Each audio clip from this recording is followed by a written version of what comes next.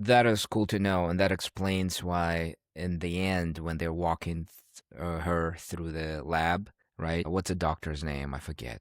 What's Yeah, and we see Mary all the Klein? What is? Let me see. Mary Klein. Yeah, her name is Mary. So when we see Doctor, that explains later a part of the room full movie. of them, right? A room full of them. Yeah. Yeah, So they're trying to communicate with somebody, yeah, or and like something. you said, and they're trying to trap it apparently because they set up a room with a gas. Yeah.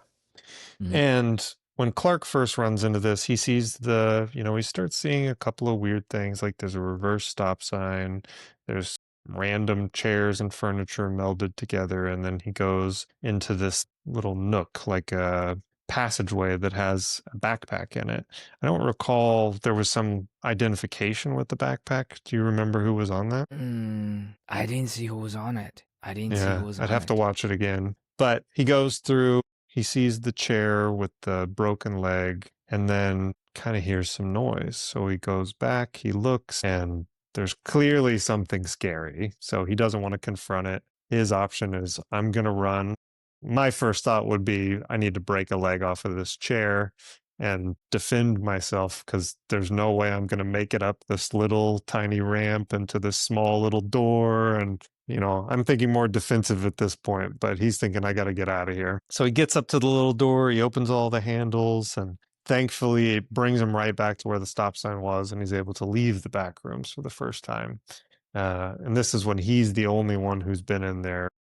None of his partners have seen it yet, but he wants to bring them back so he can essentially prove himself to the therapist or the psychiatrist. Oh man, that was sad. You could see it coming, but when he brought two people and they went down that ditch, that hole, and he got Yeah, you're out, he like got scared.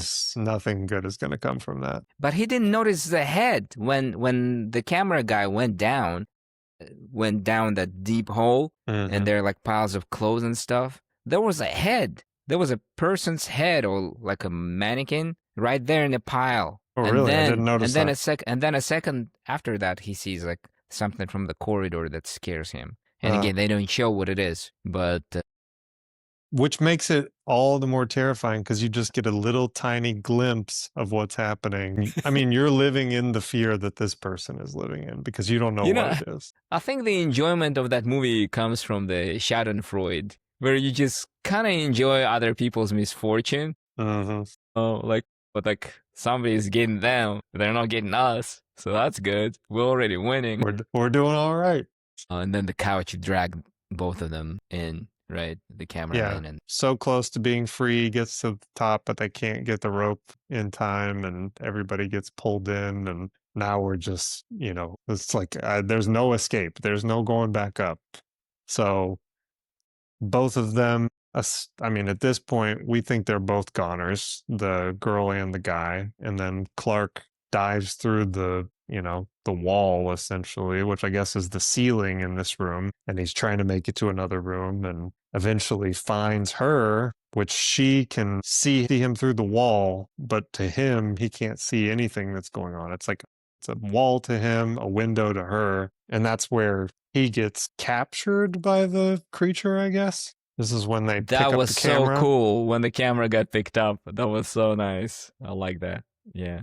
So yeah, I thought he would be. Yeah, I thought that would be the end of him essentially. Yeah, I was thinking he's probably dead at this point. We're going to switch over to, maybe the psychiatrist trying to find him, but he comes back. Something comes back. That whole room was also like interesting as well, and just seeing so many different rooms, how much thought they put into the set design or set, Hmm. the set. There's just something so cool about going through different rooms. I don't know.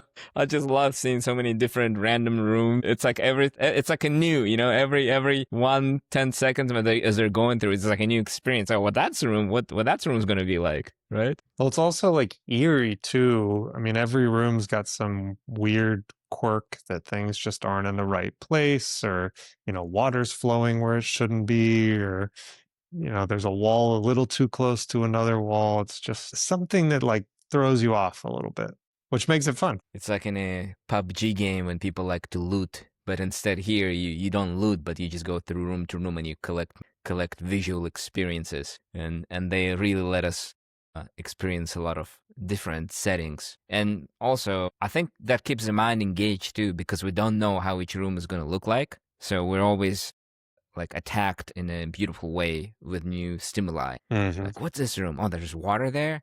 What's that wallpaper? Right? Yeah. And so at what point, I remember the camera getting picked up, but Clark runs through rooms at some point, right? When do we get to there's like a Christmas tree and like bodies in the floor? Is that Clark or is that her? That's him. That's, I think, before. That's before he gets to that Before room, we get to the before the pool. camera gets picked up. Yeah. Yeah. And that's where we see the, guy with the little light and the creepy redheaded woman. Like Starts running after everything's, him. yeah, Hmm. horrifying visual. I mean, to turn a Christmas tree into a nightmare, they did a pretty good job. And the thing about this world, at least what I'm picking up from it, is that all of the people and places are built off of your trauma. Now, I don't know if that requires you to be in the space or not. So, like, the first thing you said is that the wheel is in the wall. Well, at this point, if Clark hasn't been in the back rooms, maybe it's just building off of the environment. Maybe it's building off of traumatic experiences of the people that are close to it or close to the entrance. But if you look at the things that we run into, they're all traumatic moments from these people's lives. So the furniture store, the house that the psychiatrist grew up in, the bookstore with her unpurchased books, her therapy office where she can't fix anyone from their trauma, Clark's wife, potentially, the redheaded woman, all of these It is his moments. wife, by the way. I'm It pretty is. sure it's his wife because when he's watching the TV right in his store, Mhm. when the light starts going off, he kind of looks back before he gets up to investigate. He looks at the The photo. portrait, and yeah, in the photo, his wife is a redheaded, long redheaded woman, Yeah. and We would think that also that's her. yeah, it's her. And well, I'm 90%, 99% sure it's her. Also, when he's in that room with Mary Klein, and there's a guy with a light, right? Then there's another big guy with like stacked faces. Mhm. Well, they all got stacked faces, and the lady, which is his wife, he talks about.